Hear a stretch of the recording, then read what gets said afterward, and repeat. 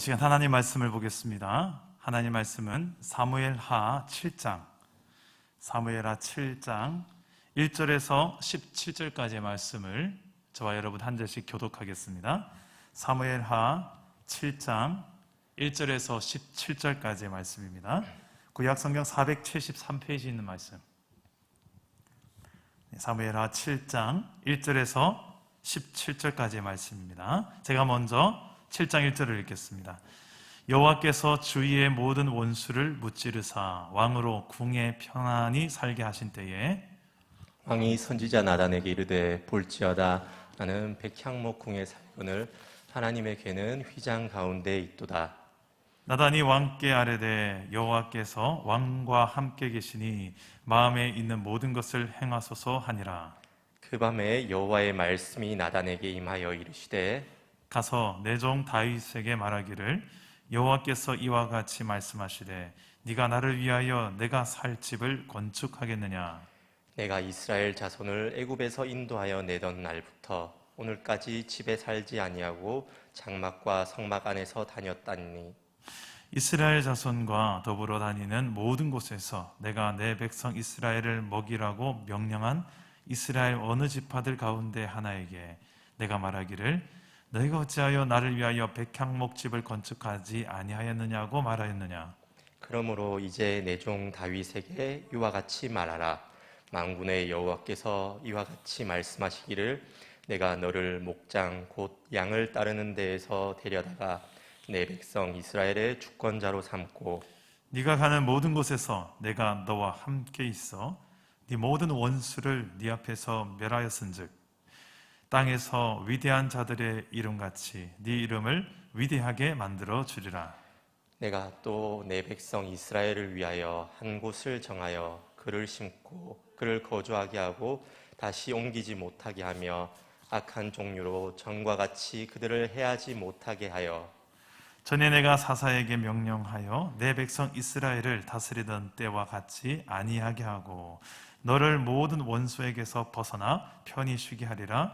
여호와가 또 네게 이르노니 여호와가 너를 위하여 집을 짓고 내 수완이 차서 내 조상들과 함께 누울 때에 내가 내 몸에서 날 내 씨를 내 뒤에 세워 그의 나라를 견고하게 하리라.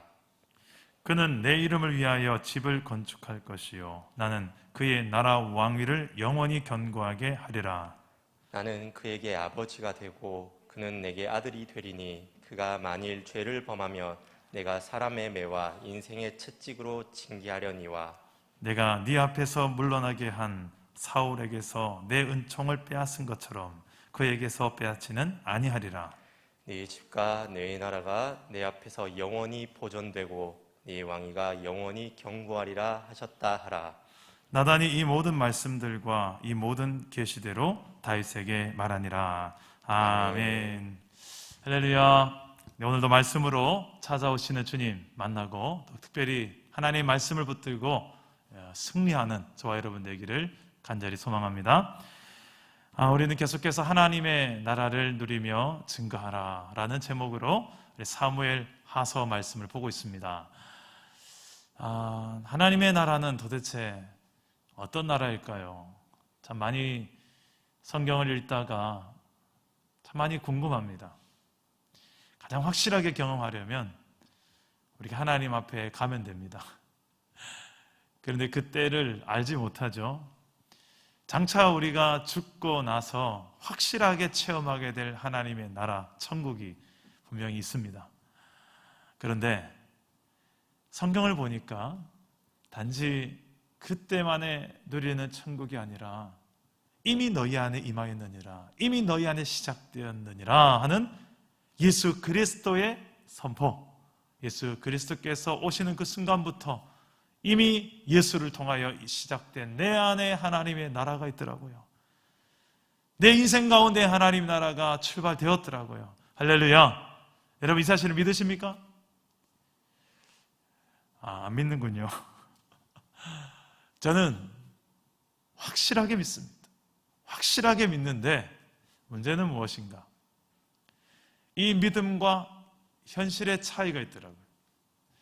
믿긴 믿는데 현실 속에서 참 많이 흔들릴 때가 찾아오더라는 것입니다. 참 많이 힘들 때, 너무 힘들 때, 내 힘으로는 감당해낼 재간이 없을 때, 그때도 과연 나는 하나님이 지금 내 인생 가운데 나와 함께 하시며 최선을 베풀고 계시며 내가 하나님 나라를 누리고 있다라고 말할 수 있으며 세상 나라 사람들에게, 아직 믿지 않은 사람들에게 나는 하나님의 나라 백성이라고 당당하게 외칠 수 있느냐?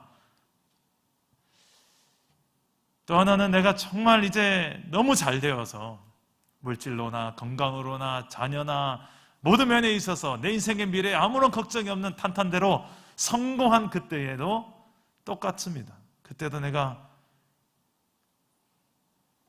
나의 명성과 나의 나라가 아니라 하나님의 나라, 하나님의 백성으로서 그분을 내가 증거하며 살아갈 수 있을까? 한마디로 말해서 내 인생의 가장 힘겨운 고난의 때, 실패의 때, 반대로 내 인생의 가장 탄탄대로인 성공의 때, 이 양극단의 모든 때에 정말 하나님 나라를 누리고 증거할 수 있느냐? 이 질문 앞에 제가 자주 서게 됩니다. 그리고 여러분들도 마찬가지 아니겠습니까? 여러분 인생에 실패의 경험이 있습니까? 큰 실패이든 작은 실패이든 이 실패의 쓴맛을 경험해 보신 적 있습니까? 일의 실패, 관계의 실패, 가정의 실패, 중요한 시험의 실패, 취직의 실패 등등. 반대로 성공의 경험이 있습니까? 큰 성공이든 작은 성공이든 이 성공의 기쁨을 맛본 적이 있으세요? 어떤 일을 한번 성공해 본 경험을 하시면 참 기쁘죠. 관계도 참 좋을 때는 너무너무 행복하죠. 관계의 성공. 그리고 어떤 직장에 취직하는 것도 참 큰 기쁨이 있습니다. 이게 취직의 성공. 또 승진하게 되면 이것도 성공이라고 할 수 있겠죠. 이런 실패와 성공을 대할 때 참 성공만 하면 좋겠고 좋은 소식만 있으면 좋겠는데 우리 인생은 항상 이런 굴곡이 있습니다. 그럴 때 일반적으로 모든 사람들, 대부분의 사람들은 어떤 마음입니까? 그렇죠. 성공하고 승리하면 어깨에 힘이 들어가고 이제 됐다. 이런 상황들로 갈기가 쉽죠. 그래서 하나님보다도 그냥 나 자신의 힘으로도 살 수 있을 것 같고, 그래서 성공이 때로는 하나님을 가릴 때가 있습니다. 반대로 실패 때문에 내 인생이 더 이상 소망이 없을 것 같고 그냥 좌절하고 낙심하고 낭망하다가 포기해버리는 그런 무너지는 경우가 참 많습니다. 그러나 우리가 하나님의 백성으로 이미 내 안에 시작된 하나님의 나라를 그 가운데서도 누리고 증거한다는 것, 이것은 우리에게 참으로 중요한 신앙의 과제일 것입니다. 성경 속에 참 많은 인물들이 나오는데 이 양극단을 너무나도 많이 드러내게 보여주는 인물이 있습니다. 바로 다윗입니다. 다윗만큼 참 힘겨운 세월을 보낸 사람도 없고 실패를 경험한 사람도 없고 넘어짐을 경험한 사람이 없고 연약한 사람도 없습니다. 알고 보면 다윗이 참 우리랑 별 다를 바 없는 사람이에요. 똑같아요. 많이 넘어지고 많이 실수하고 많이 부족해요. 그런데 다른 특징이 하나 있었어요. 그리고 다윗이 성공한 때가 있습니다. 승리한 때가 있습니다. 많이 승리하죠. 물론 많은 광야의 세월이 거쳐서 성공합니다. 오늘 말씀은 다윗이 그 성공한 때, 승리한 때를 배경으로 하고 있습니다. 어떤 상황인가? 우리 1절 말씀을 한번 다 같이 읽어봅시다. 1절입니다. 시작. 여호와께서 주위의 모든 원수를 무찌르사 왕으로 궁에 편안히 살게 하신 때에. 자, 다윗은 지금 승리를 거듭해서 모든 원수를 하나님께서 다 무찔러 주신 때에, 그래서 평안하게 왕궁에서 사는 그때에를 말합니다. 다윗은 사울도 이제 자신을 죽이려고 했던 누구도 아무도 없습니다. 그리고 사사기 시절에 정복하지 못했던 땅들도 정복합니다. 난공불락 요새였던 예루살렘 성도 정복해서 수도로 삼습니다. 하나님의 법궤도 다시 되찾아와서 수도 예루살렘 성에 두고 온 이스라엘을 제대로 정치합니다. 그리고 군사적으로도 강대 국가를 만들고 영적으로도 하나님을 경외하는 백성으로 이끌어냅니다. 전무후무한 이스라엘의 가장 존경받는 왕의 모습들로 등극합니다. 그 상황을 1절 한 줄로 이렇게 얘기하는 거예요. 여호와께서 주의 모든 원수를 무찌르사 왕으로 궁에 평안히 살게 하신 때에, 이게 바로 다윗의 지금의 현 주소입니다. 여러분, 이런 성공을 딱 얻었을 때에 그 다음 수순이 어떻게 되나요? 혹시라도 그 평안을, 성공을 잃어버릴까봐 조심조심히 내게 주어진 소유들을 지켜내는 데에 힘을 다하는 스타일이 있습니다. 지켜내는 거. 혹시라도 잃어버릴까봐. 두 번째, 어떤 사람은 이제 목표 달성했으니까 됐다 막 즐겨라, 부어라, 마셔라, 인생 뭐 있나? 즐기고 막 쓰고 노는 것을 인생의 목적으로 전락하고 마는 경우도 있습니다. 어떤 사람은 이제 이 분야는 성공했으니까 자, 다음 종목, 새로운 분야에 또 도전해서 그쪽에서도 또 성공이라는 걸 또 맛보려고 도전한 사람도 있습니다. 그런데 이 다윗은 전혀 다른 쪽으로 관심을 가져요. 어느 쪽으로 관심을 가집니까? 다윗은 하나님의 성전을 지어 드리고 싶은 마음이 생겼어요. 하나님의 나라를 누리며 증거하는 인생의 특징, 바로 이것이에요. 따라서 해봅시다. 성공보다 하나님이 복이다. 여러분 지금 말하고 있는지 제가 잘 안 들립니다. 좀 더 크게 얘기해 주세요. 성공보다 하나님이 복이다. 성공보다 하나님이 복이다. 2절 말씀을 다 같이 읽어봅시다. 시작. 왕이 선지자 나단에게 이르되 볼지어다 나는 백향목 궁의 살건을 하나님에게는 휘장 가운데에 있도다. 아멘. 자, 다윗은 하나님의 성전을 짓고 싶었어요. 본인은 백향목 궁전에서 화려하게 살고 있는데 하나님의 임재를 상징하는 법궤가 있는 곳을 딱 보니까 초라한 천막, 초라한 그런 천막 속에 보관하고 있는 상황이었습니다. 이런 현실을 보면서 다윗은 정말 이스라엘의 왕은 다윗이 아니라 자기를 세우시고 이스라엘의 진짜 왕이신 하나님이신데 어떻게 하나님의 임재를 상징하는 법궤를 모시는 이 초라한 천막으로 되겠느냐, 이런 마음에 하나님이 거하시는 집을 짓고 싶어요. 성전을 짓고 싶어요. 그러자 그 마음에 나단 선지자도 동의합니다.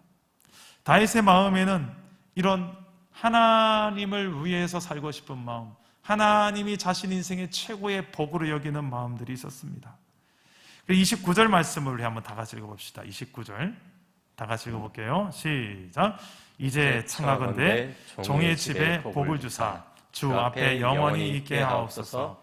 주 여호와께서 말씀하셨사오니 주의 종의 집이 영원히 복을 받게 하옵소서 하니라. 아멘.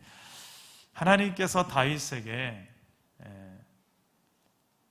놀라운 약속의 말씀을 주세요.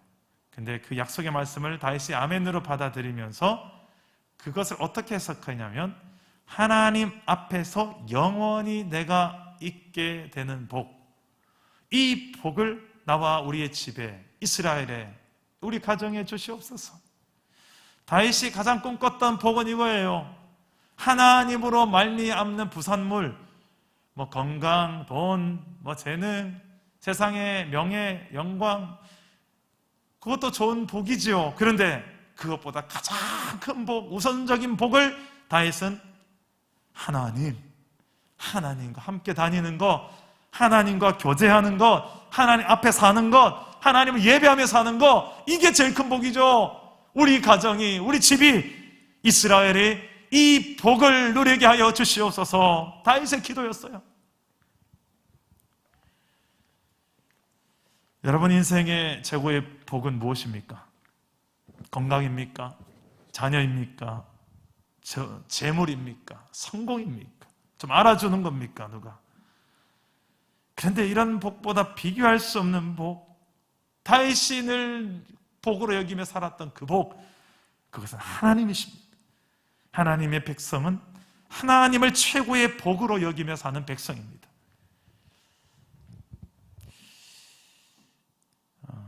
찬양을 작사한 송명희 작사 시인이 있습니다. 나라는 찬양을 작사했는데 1963년에 그녀가 태어날 때에 의사의 실수로 뇌를 다쳐서 뇌성마비 판정을 받습니다. 가난 때문에 치료도 잘 못 받아요. 어린 시절의 고통은 이루 말로 할 수 없었겠죠. 특히 사춘기 시절에 자신이 남다른 장애가 있다는 것을 창밖으로 비춰지는 다른 건강한 아이들을 보면 볼수록 너무나 절망이 되고 스스로를 저주하고 때로는 반항하며 집 밖으로 안 나가려고 방 안에만 콕 처박혀 있는 그때, 세상의 모든 좋은 것들, TV에 비치는 모든 좋은 것들 아무리 좋으면 뭐하나 나와는 상관없는 헛된 꿈으로만 보이는 시절이었습니다.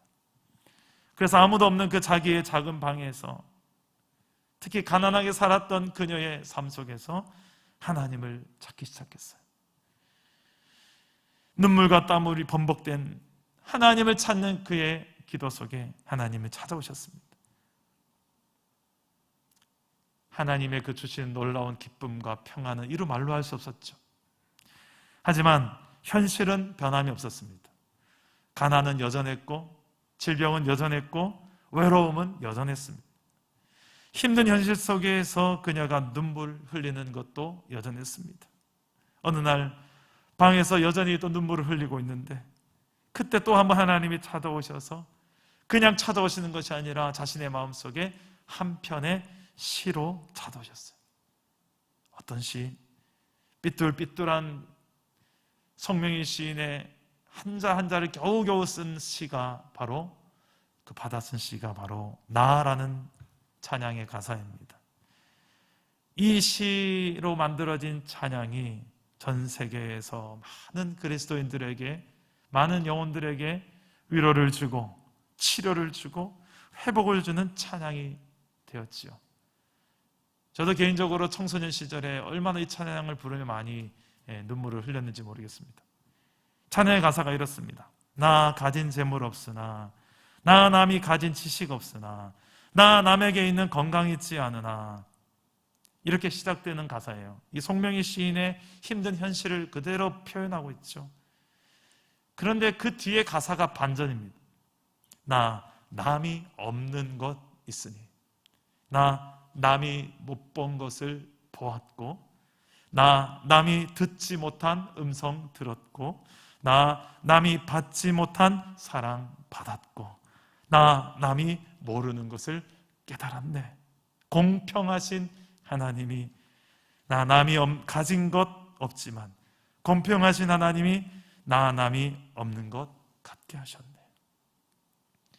실제로 송명희 시인이 간증하는 집회 영상을 보는데 몸을 뒤틀어서 겨우 한마디를 외치더라고요.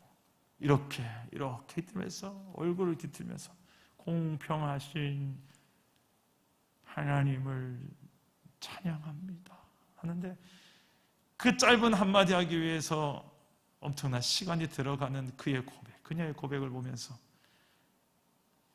내가 볼 때는 아무리 봐도 공평하지 않은 것 같은데 송명희 시인에게 있어서는 하나님이 공평하대요. 왜 그럴까요? 적어도 송명희 시인에게 찾아오신 하나님은 자신의 모든 결핍과 연약함보다 비할 수 없는 복으로서 하나님께서 그에게 찾아와 주셨기 때문인 줄 믿습니다. 그 하나님을 복으로 여기고 그의 인생, 전 인생이 그때부터는 하나님으로 인하여서 나는 부족함이 없는 인생입니다, 이 고백을 하며 살기 시작해요. 어떤 한 돈 많은 부자가 이 송명희 시인을 이제 미국에 가서 치료를 해주겠다라고 건의를 했습니다. 그러나 송명희 시인이 거절을 했대요. 하나님이 지어주신 대로 저는 살고 싶어요 라고. 우리의 인생의 가장 큰 복, 이것은 정말 우리가 형통하고 잘 될 때, 그리고 때로 내 인생에 가장 힘겨운 그 순간에, 결핍의 그 순간에 내 인생에 무엇이 가장 큰 나의 복인가, 이것이 잘 정리가 된다면 성공 앞에서도 교만해지지 않고 실패 앞에서도 비굴해지지 않을 수 있는, 비참해지고 내가 인생을 포기하지 않게 될 수 있는 이유가 되어질 수가 있습니다. 다윗도 지금은 성공했지만 과거의 이 광야의 세월, 10년이 넘는 이 광야의 세월 속에서 얼마나 쫓겨다니고 도망치는 신세를 가졌습니까? 그는 굴에 있을 때 이런 고백을 했어요. 주는 나의 피난처십니다. 나의 분깃이십니다. 내 영이 내 속에서 속상할 때, 상할 때에도 주께서 내 길을 아셨나이다. 시편 142편에 이렇게 그는 고백해요. 그가 가장 힘든 그때에도 하나님은 나의 복이십니다. 하나님이 나의 길이 되십니다. 그래서 괜찮습니다. 그래서 내가 또 노래 부를 수 있습니다. 그 하나님이 내 인생의 최고의 복으로 존재하는 한 내 인생은 변함없을 것입니다. 이게 다윗의 고백이었고, 오늘 말씀에서 다윗이 가장 승리하고 성공한 그때에도 그의 입술의 고백은 흔들리지 않습니다. 그리고 오히려 하나님을 위해서 내가 어찌 살고 하나님의 그 집을 짓고 싶어하는 그의 마음, 하나님께서 그의 마음을 기뻐 받으십니다. 저와 여러분들의 복은 무엇일까요? 세상이 말하고 있는 그 실패와 성공의 기준에 우리가 똑같이 그걸 복이라고 여기고 그걸 저주라고 여기며 살아가는 것일까요? 아니면 좀 차원이 다른, 때론 세상이 바라볼 때는 우리가 실패한 인생일 수도 있고, 세상이 바라볼 때는 우리 넘어져 있는 부분이 있을 수가 있고 결핍이 있을 수 있지만, 그러나 그것이 아무것도 아닐 수 있는 이유, 그 무엇보다도 나의 가장 큰 복은 내 안에 살아계신 하나님이신 줄 믿습니다. 이 믿음으로 우리가 살아갈 때 모든 상황 속에서 우리는 승리하게 되어질 줄 믿습니다. 하나님의 나라를 누리고 또한 증거해낼 수 있는 줄 믿습니다. 또 하나, 우리는 어떻게 하면 이 다윗처럼 실패와 성공에 연연치 않고 하나님의 나라를 누리며 또한 증거할 수 있을까? 따라서 해봅시다. 내 뜻보다 하나님의 뜻을 구하라. 내 뜻보다 하나님의 뜻을 구하라. 자, 다윗의 이런 하나님의 집을 짓고 싶어하는 그의 마음, 하나님 마음은 받으셨지만 하나님의 응답은 거절입니다. 이유가 뭘까? 역대상 22장 8절 말씀에 나옵니다. 우리 자막에 나오는데 한번 읽어볼까요? 시작!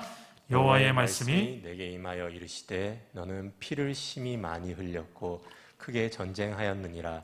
네가 내 앞에서 땅에 피를 많이 흘렸은즉 내 이름을 위하여 성전을 건축하지 못하리라. 자, 하나님의 성전 건축을 하는 데 있어서 하나님의 계획이 있었어요. 근데 그건 다윗이 아니었고 다윗의 아들 솔로몬에게 있었습니다. 다윗은 피를 너무 많이 전쟁에서 흘렸기 때문에 나는 너를 아니야 네 아들을 통해서 짓고 싶구나. 그는 하나님의 성전 건축 계획이 있었어요. 근데 하나님의 뜻은 거절이었지만 다윗이 실망하지 않습니다. 삐지지 않습니다. 섭섭해하지 않습니다. 우리는 신앙생활 하면서 참 내 뜻대로 안 되어지면 얼마나 잘 섭섭해하고 얼마나 잘 삐진지 몰라요. 교회 안에서도 좀 내가 볼 땐 이건데 왜 자꾸 저렇게 하는지 모르겠어 하면서 그렇게 안 될 때 마음이 아쉽고 섭섭하고, 그런데 다윗은 정말 선한 의도로 열정적으로 하나님 앞에 이게 뭐 잘못된 걸 구했나요? 왜 안 들어주시나요? 왜 나는 안 되나요? 등등 따지지 않습니다. 그 거절하신 하나님의 뜻을 자신의 생각보다 더 크게 여길 줄 아는 믿음이 있었기 때문입니다. 우리 다 같이 21절 말씀을 다 같이 읽겠습니다. 21절입니다. 시작! 주의 말씀으로 말미암아 주의 뜻대로 이 모든 큰 일을 행하사 주의 종에게 알게 하셨나이다. 자, 다윗은 하나님의 뜻을 내 뜻보다 크게 여기는 이 믿음이 있었어요. 이 다윗이 보았던 하나님의 크신 뜻, 하나님의 큰일, 이것은 단지 내가 아니라 내 아들을 통해서 성전 건축하겠다, 이 정도만 본 게 아니고요. 그 너머에, 그 더더더더더 너머에 그 혈통에서 누가 나온다? 진짜 왕이 나오는 거예요. 진짜 왕이 누가 나옵니까? 다윗의 후손 예수 그리스도가 이 땅에 오실 것이다. 그가 와서 영원히 이 나라의 왕으로서 그 왕권은 계속될 것이다. 그게 바로 하나님의 나라예요. 하나님의 나라에 진짜 참된 왕이 오실 것이다. 다윗은 어떻게 보면 그분의 그림자 역할을 하는 거죠. 우리 다 같이 19절 말씀을 읽겠습니다. 19절입니다. 시작. 주 여호와여, 주께서 이것을 오히려 적게 여기시고 또 종의 집에 있을 먼 장래의 일까지도 말씀하셨나이다. 주 여호와여, 이것이 사람의 법이니이다. 아멘. 자, 종의 집에 있을 먼 장래의 일, 다윗의 혈통으로 오게 되실, 먼 장래에 오게 되실 예수 그리스도, 그분을 미리 말씀하고 있는 거예요. 이것이 사람을 위한 하나님의 계시, 하나님의 계시임을 믿습니다. 그 주의 뜻대로 이 모든 큰 일을 행하시려고 지금 종에게 말씀하시고 언약하시는 것임을 저는 믿습니다. 이게 다윗의 믿음의 안목이었어요. 여러분, 우리가 사는 이 시대에도 내 뜻이 아니라 하나님의 뜻을 구해야 되는 상황들이 참 많은 시대를 살고 있습니다. 특히 이 코로나 시대에 여러분들이 참 혼돈되는 상황들이 너무너무 많아요. 이게 하나님의 심판인지 아니면 하나님 심판과 상관없이 어떤 연단인지 아니면 그거 전혀 상관없는 우리 인간의 실수로 인해서 말미암는 어떤 우리 인간의 욕심으로 말미암을 수 없는 부산물에 불과한 것인지, 각자 개개인에게 이 코로나는 다른 의미로 적용될 수가 있어요. 뭐라고 단정하기 힘든 영역이 있습니다. 이번에 우리 사랑담은 교회에서도 참 힘든 3주간의 시간을 지내왔습니다. 1년 8개월 동안 사랑담은 교회가 참 은혜 가운데 성장하며 참 잘 왔었죠. 분립개척 이후 6개월 만에 코로나가 시작되었고, 그리고 1년 2개월 동안 아무런 사고 없이 살았다가 우리 교인 가운데 이제 확진자가 이제 한 명 동선이 되어서 저희 교회 안에서도 확진자가 발생했습니다. 그 한 주간을 잊을 수가 없네요.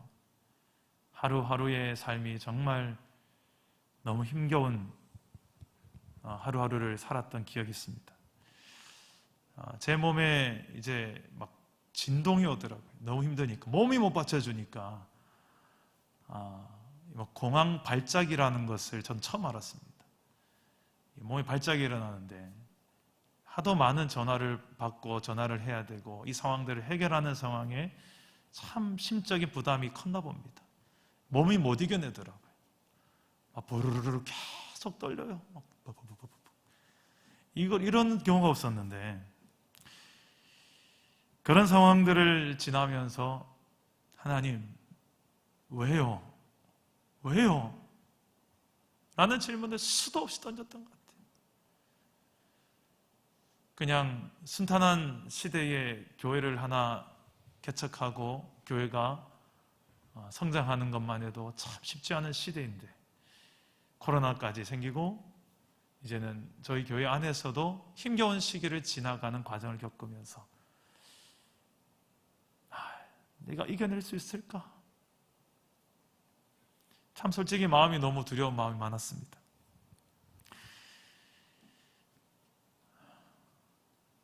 이번 코로나 시기 가운데 제가 참 많은 하나님을 경험했어요. 특히 고통을 배웠습니다. 고통하는 자들의 고통이 뭔지 잘 몰랐던 저, 그러나 더 많은 고통을 하나님도 알게 하셨고, 고통한 자들과 함께 울 수 있는 교회가 되라고 말씀하셨습니다. 그리고 새벽에 눈을 딱 뜨는데 알람보다 5분 일찍 주님이 저를 깨우셨어요. 뭐라고 하면서 깨우냐면 네 발길이 멈추는 그날까지 내가 너와 함께 할 것이다.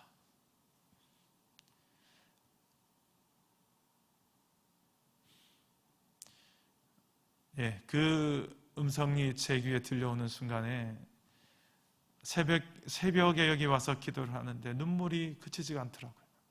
그래요. 하나님이 나와 함께 하시죠. 저희 건물이 이제 상가인데 이 상가 건물에 한 36개 업종이 있습니다.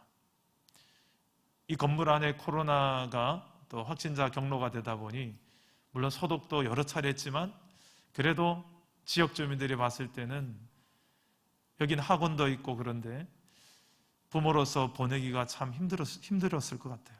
그래서 비타 500을 한 36박스를 사들고 저랑 아내가 한 상가를 다 돌았습니다. 한 업체를 돌며 죄송한 마음으로 왔습니다. 죄송합니다. 사과드리고 인사를 드렸어요. 근데 상가 사장님들이 거의 대부분이 오히려 저희 부부를 위로합니다. 목사님, 이런 거 안 해도 돼요.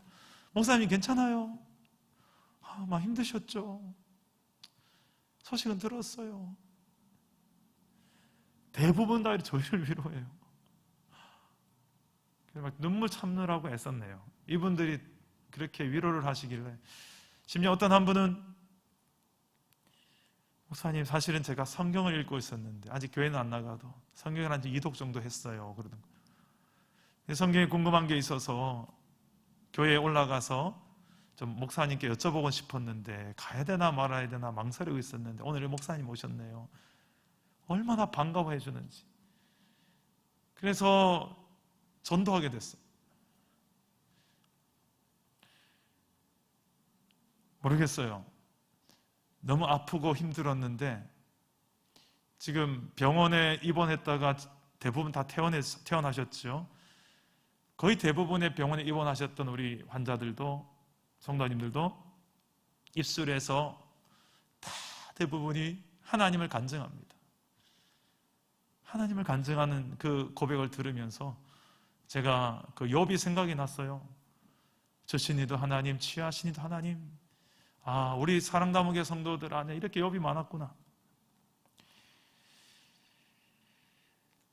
제 생각과 제 뜻은 이러면 안 되는 거였어요. 하나님이 지켜주셔야 됐던 거였어요. 적어도 교회만큼은 코로나 확진자 나오면 안 되는 거였어요. 우리가 방역 수칙을 얼마나 열심히 지켰습니까? 좀 허술하게 지켰더라면, 허술하게 했더라면 차라리 좀 덜 섭섭하겠지만 1년 2개월 동안 숫자 지켜가면서 온도 재어가면서 얼마나 많은 먹지도 않고 애를 써가면서 했잖아요. 그런데 결과가 이렇게 나오면 참 속상하더라고요. 이건 아니잖아요. 하나님께 참 많이 제가 속상했던 시간이었어요. 그런데 이 과정 속에서도 하나님은 하나님이심을 증거하고 계셨어요. 우리 공동체 안에 각 한 사람 한 사람에게 하나님의 방식으로 하나님이 일하시고 계셨어요. 우리 교인만이 아니라 이 상가의 이 지역 주민에게도 하나님은 일하고 계셨어요. 어제 어버이날이었습니다. 저희 교회도 70세 이상의 어르신들이 8가정이나 있어요. 그래서 가까이 계신 어르신들은 저희 부부가 찾아가서 또 선물도 드리고 이렇게 문 앞에서 어버이 노래도 좀 불러드리고 그랬습니다.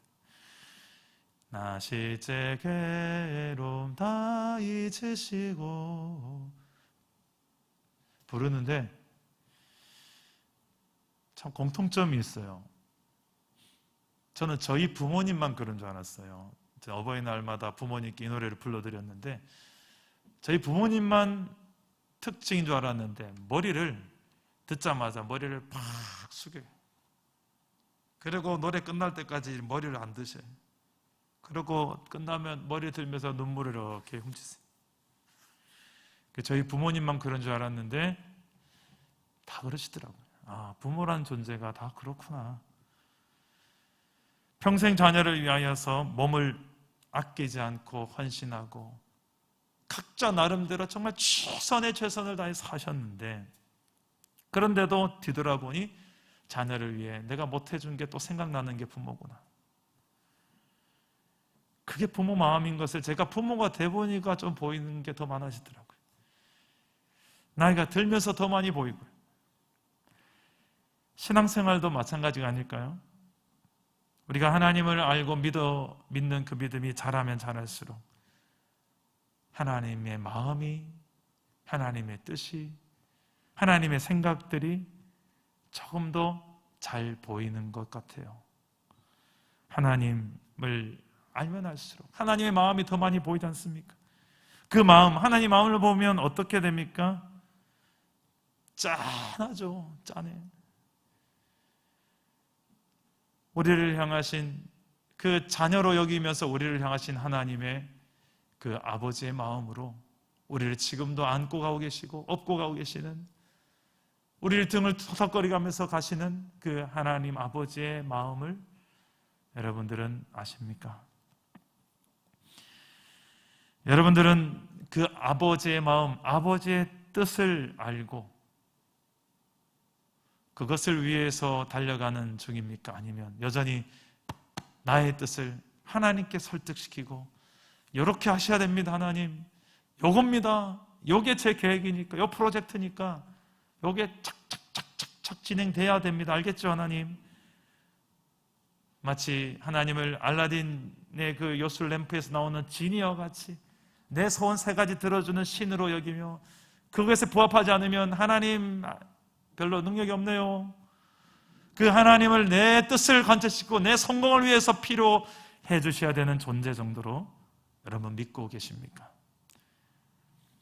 예수님도 십자가를 지는 것이 참 힘드셨어요. 그래서 십자가를 앞두고 오죽 힘들었으면 겟세마네 동산에 올라가셔서 땀방울이 핏방울이 되도록 기도했죠. 어떤 기도했습니까? 하나님, 할 수만 있다면 이 잔을 내게서 옮겨달라는 거예요. 이 십자가 말고 다른 방법이 없냐는 거예요. 그런데 안 된다는 걸 알기 때문에 나의 원대로 하지 마시고 아버지의 원대로 되기를 원하나이다. 그렇게 기도를 마치고 아버지의 원, 아버지의 뜻이 내 뜻이 될 때까지, 아버지 뜻이 그대로 내게 수긍되어지고 순종할 준비가 될 때까지 주님은 산에서 내려오지 않으셨어요. 됐다, 이제 십자가 지러 가자. 진정한 성공을 여러분 뭐라고 생각하십니까? 내 뜻이 이루어지는 것입니까? 내 뜻이 이 땅 가운데 탁월하게 철저하게 빈틈없이 이루어지는 게 성공이라고 생각하십니까? 그래, 됐어, 이게 내 계획이었어. 아니요, 하나님의 뜻이 이 땅 가운데 내 인생 가운데 이루어지는 것이, 그것이 진정한 성공인 줄 믿습니다. 말씀을 맺겠습니다. 여러분들은 지금 어떤 인생을 살고 계십니까? 어떤 성공에 대한 그림을 그리고 계십니까? 그리고 실패와 성공 앞에서 여러분 어떤 자세로 살고 계십니까? 실패 앞에서 주눅들고 성공 앞에서 교만한 인생은 아닙니까? 아니면 실패와 성공에 연연치 않고 변함없이 교만하거나 주눅들지 않는 신앙으로서 정말 하나님을 내 인생 최고의 복으로 여기며 그리고 내 뜻보다 하나님의 뜻을 우선시하며 살고 계십니까? 내 뜻은 순간을 위할 때가 많지만 하나님의 뜻은 영원을 위합니다. 내 뜻보다 더 크신 하나님의 뜻을 신뢰하시기를 바랍니다. 비록 우리가 지금 고난의 때를 지나고 있지만 여기를 향한 하나님의 뜻이 무엇인지를 들을 수 있고 깨달을 수 있기를 축복합니다. 고난을 당할 때에도 성공을 경험할 때에도 하나님을 더 크게 볼 수 있는 믿음으로 승리할 수 있기를 주 예수 이름으로 축원합니다. 오늘 말씀을 준비하면서 생각났던 찬양이 있습니다. 우연인지 하나님의 섭리겠죠. 오늘 설교 전에 우리 충만 이사님이 찬양을 잘 선곡을 했는데 저도 설교 찬양을 이 찬양을 생각해 왔거든요. 나의 기도하는 것보다 더욱 응답하실 하나님, 나의 생각하는 것보다 더욱 이루시는 하나님, 우리 가운데 역사하신 능력대로 우리들의 간구함을 넘치도록 능히 하실 주님께 모든 영광과 존귀, 찬양과 경배를 돌릴지어다. 우리 함께 찬양하고 말씀을 붙들고 한번 기도합시다.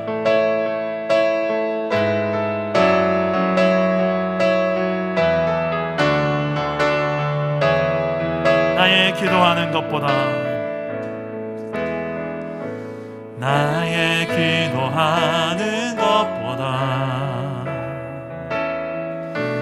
더욱 응답하실 하나님, 나의 생각하는 것보다 더욱 이루시는 하나님, 우리 가운데 역사하신 능력대로 우리들의 간구함을 넘치도록, 아멘. 모든 영광 존귀를, 모든 영광과 존귀 찬양과 경배를 돌릴지어다.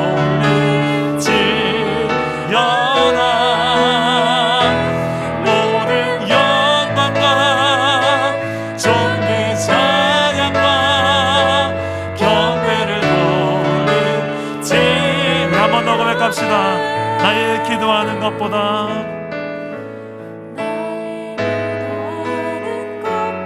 더욱 응답하시는 하나님이십니다. 네, 나의 생각하는 것보다 더욱 이루시는 하나님,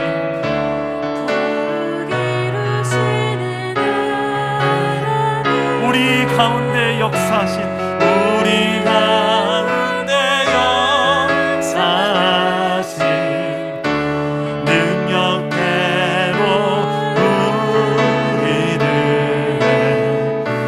간구함을 넘치도록 능히 하실 주, 믿음으로 선포합시다.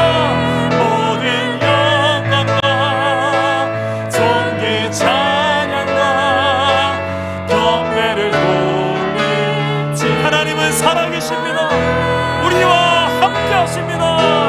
영광과 존귀 찬양과 경배를 돌릴지. 하나님, 우리를 통해 영광 받으소서.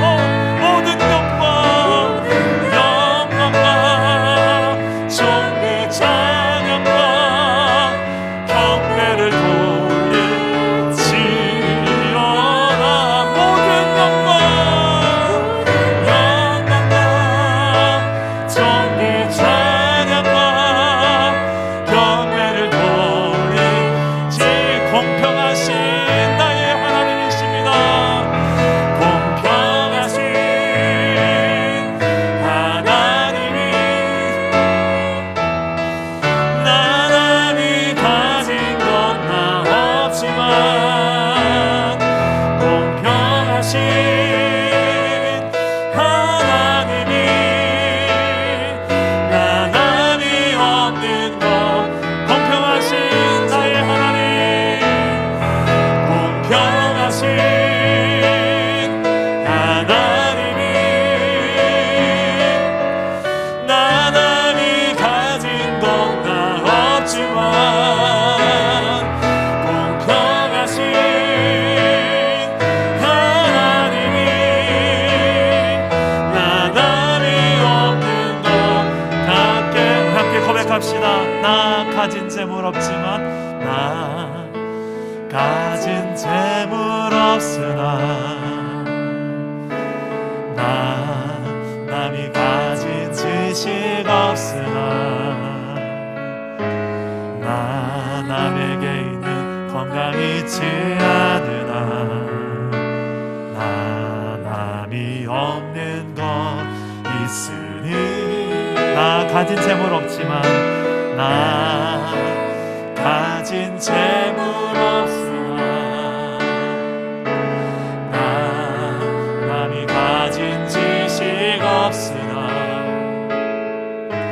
나 남에게 있는 건강 있지 않으나 나 남이 없는 것 있으니 나 남이 못 본 것을 보았고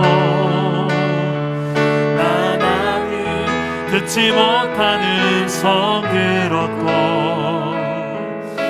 나 남이 받지 못한 사랑 받았고 나 남이 모르는 것 깨달았네.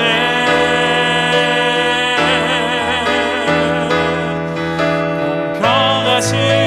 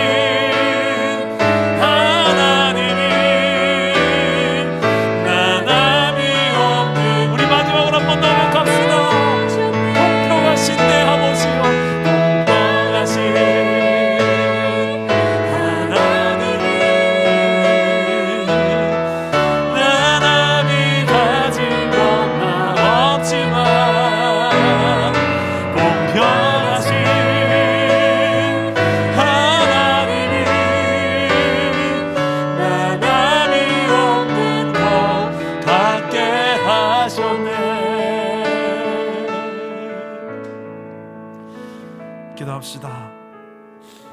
하나님, 정말 하나님이 공평하신가요? 내 인생 가운데 나보다 더 많은 걸 가진 사람을 보면 내가 공평하지 않은 것 같아요. 하나님이. 그러나 나보다 비할 수 없이 더 많은 아픔과 결핍 속에 사는 인생을 보면 나는 배부른 소리 하고 있는 것 같아요. 근데 좀 더 인생을 살다 보니 하나님께서는 우리 인생을 향하여 정말 공평하시더라고요. 이 땅 위의 기준과 가치로 볼 때는 공평하지 않는 것처럼 보이지만 하나님은 영원의 시간에서 우리에게 항상 공평하십니다. 모든 영혼들에게 예수 그리스도를 하나님께서는 구원자로 주셨어요. 자신의 아들의 생명을 걸고 하나님의 사랑을, 공평하신 하나님의 사랑을 전부를 다 줘버리셨어요. 그래서 하나님은 나에게 공평하신 거예요. 적어도 그 하나님 믿으신다면, 적어도 그 예수 그리스도의 십자가 부활이 내게 믿으신다면 하나님은 언제 어떤 상황에서도 공평하신 거예요. 그것보다 더 큰 가치가 없기 때문에 하나님, 이 사실이 믿어지게 하시고 다른 어느 순간보다 지금 이 순간에 예수 그리스도, 진정한 우리 인생의 왕이 되신 주 예수를 나를 위하여 이 땅에 보내시고 지금도 내 안에서 나를 도우시며 나의 최고의 가치가 되신 그분, 우리 그분을 바라보면서 하나님, 우리 인생에 어떤 문제가 있다 할지라도 주님보단 크지 않습니다. 주님으로 넉넉히 이겨내게 해달라고, 나의 기도보다 더 크게 역사하신 하나님을 신뢰하오니 오늘도 우리가 그래서 기도를 심읍시다. 부족하더라도 심읍시다. 주님 앞에 간구합시다. 하나님이 크게 역사하실 것입니다.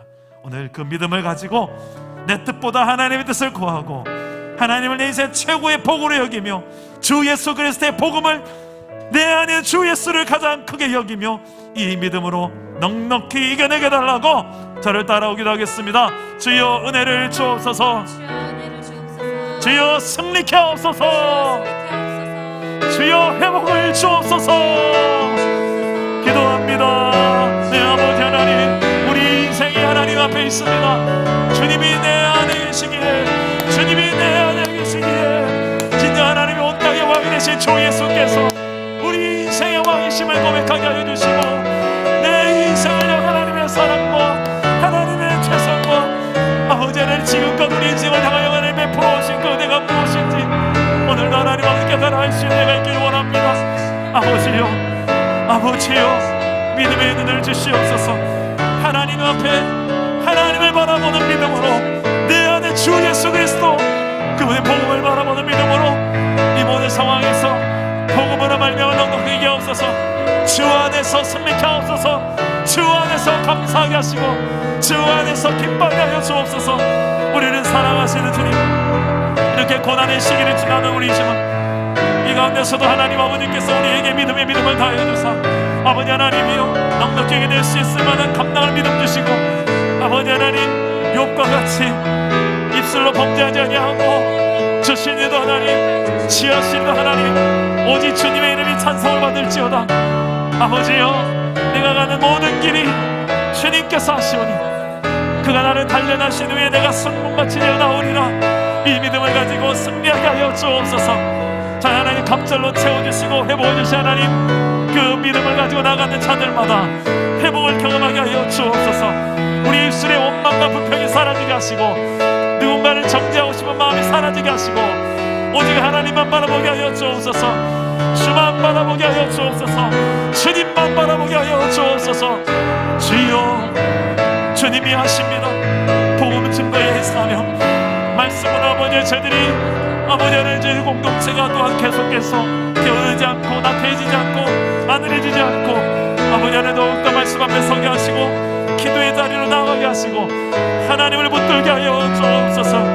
하나님 우리 공동체가 그렇게 회복되어지고 더 강하고 단단하게 하나님의 용사로 일어설 수 있도록 성령 하나님께서 회복의 영으로 역사하여 주시옵소서. 오늘 하나님 우리를 붙들어 주시는 하나님을 찬양합니다. 인도하여 주시옵소서. 주님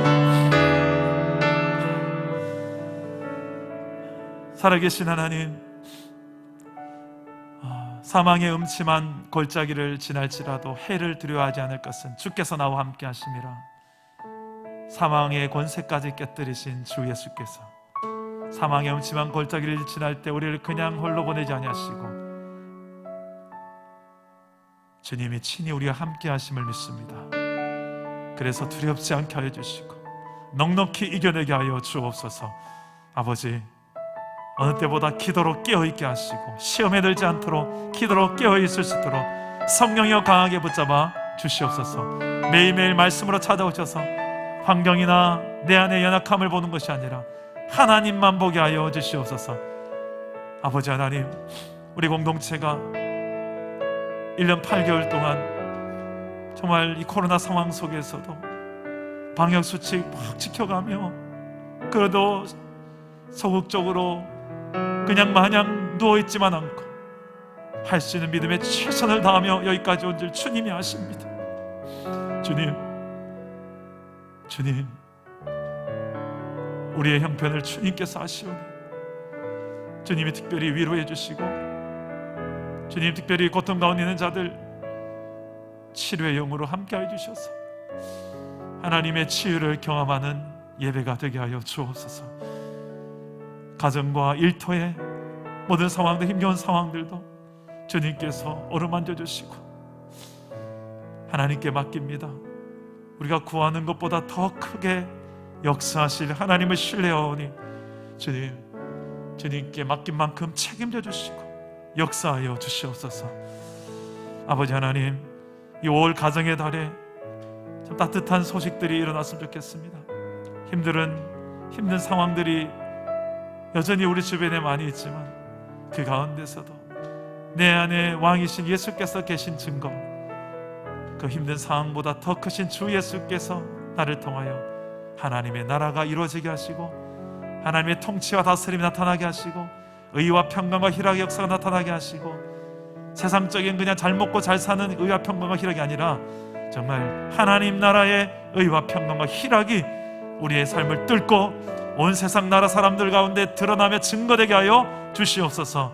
아버지 하나님, 두려워하지 말고 강하고 담대하게 여호수아처럼 내가 밟는 모든 땅을 내가 너에게 주겠노라 하고 약속하신 약속을 신뢰하고 오늘도 다윗에게 약속한 그 약속을 신뢰하고 그 약속의 성취자 되시는 주 예수께서 오늘도 내 안에서 네 발이 멈추는 그날까지 내가 너와 함께하리라 약속하며 그 함께 하시는 그 주님으로 승리케 하여 주옵소서. 하나님, 이 한 주간도 하나님의 약속의 말씀 붙들고 하나님의 최고의 복으로 여기며 내 뜻보다 하나님의 뜻을 구하며 승리하며 살게 하여 주옵소서. 예수님 이름으로 기도드립니다. 아멘. 할렐루야. 자, 우리 함께 이렇게 옆 사람과 인사합시다. 말씀으로 승리합시다. 말씀으로 승리합시다.